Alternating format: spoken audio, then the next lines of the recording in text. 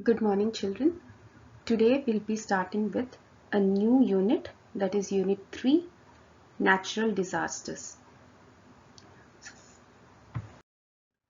Let's first learn what is a natural disaster. A natural calamity or a natural disaster is caused by forces of nature that affects people's life. So natural disaster is a natural event. This event causes destruction and disaster. So when it causes destruction and disaster, it will affect the life of people. What are the examples of natural disasters? Natural disasters include earthquakes, droughts, floods, cyclones, volcanic eruptions, etc. So let's first learn about the earthquakes. Sometimes there are disturbances below the surface of the earth.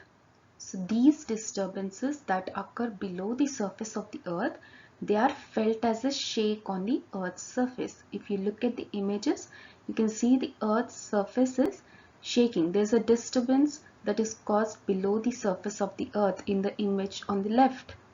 So when this disturbance occurs below the surface of the earth, above the earth's surface, it is felt as a shake.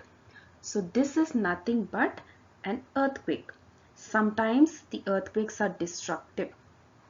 Destruction caused by an earthquake depends upon its magnitude. So how will we know about this magnitude? There is a scale through which we can measure the magnitude or the power of the earthquake. What is the scale called as? Richter scale. So what is earthquake? Earthquake are disturbances that occur below the surface of the earth. These disturbances will be felt as a shake on the earth's surface. Richter scale.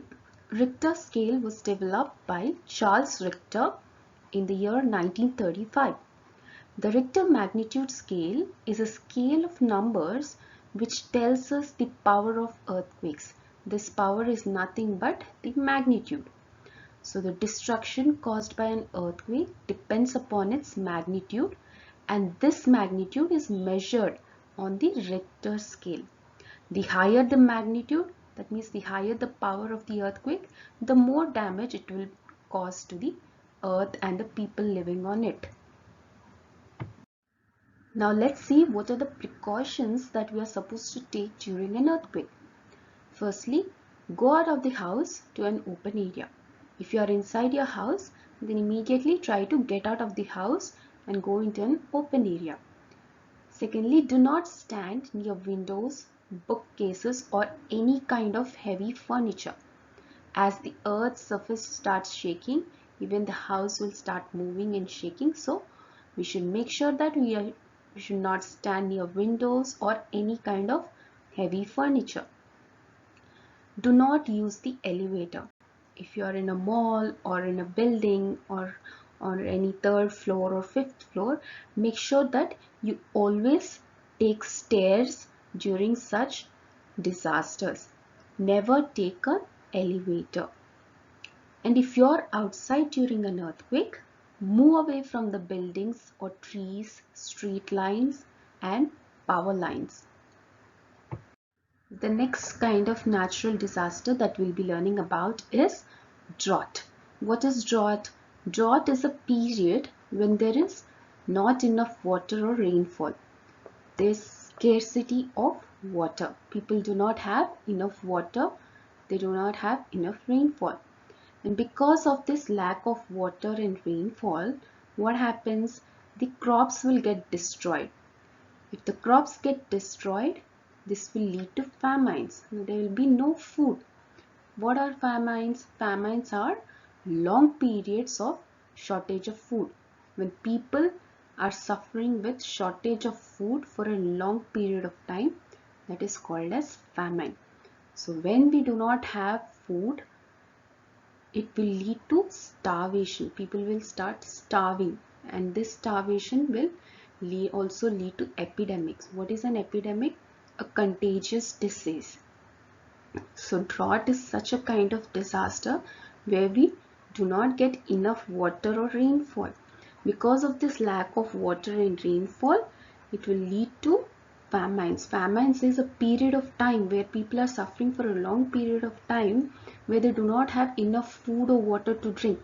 And as they do not have enough food or water to drink, this will lead to starvation. They'll become very thin. It will affect their health, and not just affecting their health, it will lead to many contagious diseases. Now let's learn about cyclones. A cyclone is a kind of a storm that moves in a circle. So these cyclones, they originate in the seas and they slowly move towards the land. So when they slowly move towards the land, they will cause floods. So when they cause floods, they bring along with them a lot of seawater. This usually takes place near the coastal areas. So when the floods occur, they uproot and destroy everything that comes along their way. So cyclones, they pose a great danger to the life and property of people living, especially in the coastal areas. Floods. A flood occurs when an area is submerged under the water. The worst floods occur when a river overflows its banks. Heavy rains cause the rivers to swell up. The river water overflows into the neighboring areas, and this will destroy the crops, it will damage the property, and it will even drown the people and animals. Due to lack of safe drinking water and hygienic conditions, diseases like cholera and diarrhea break out and cause deaths.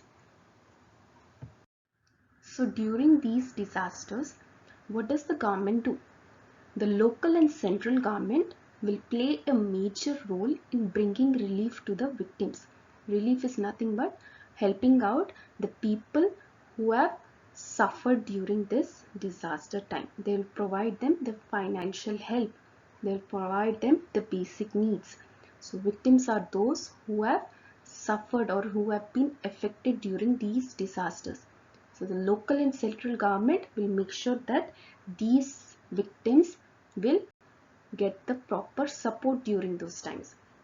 Apart from local and central government, we have other organizations, other community organizations like self-help group. What is a self-help group? Self-help groups are informal kind of groups where people come together with the intention of helping out each other. We also have voluntary organizations. A voluntary organization is an organization where a group of people with common interest, they all aim at one particular thing. So these people will try to accomplish that purpose. These group of people are usually called as volunteers. And we also have the non-governmental organizations, that is NGOs. NGOs are organizations which do not have any kind of involvement from the government. The government will not try to interfere in their matters. So such kind of organizations are called as non-governmental organizations or NGOs. These organizations are founded by people in order to provide services to its members and others. So this organization, it works at local, regional, national and even international level. So the local government, central government, as well as the various organizations, they all come together and try to help out the victims who have been affected during these disasters. That's it for today's class, children.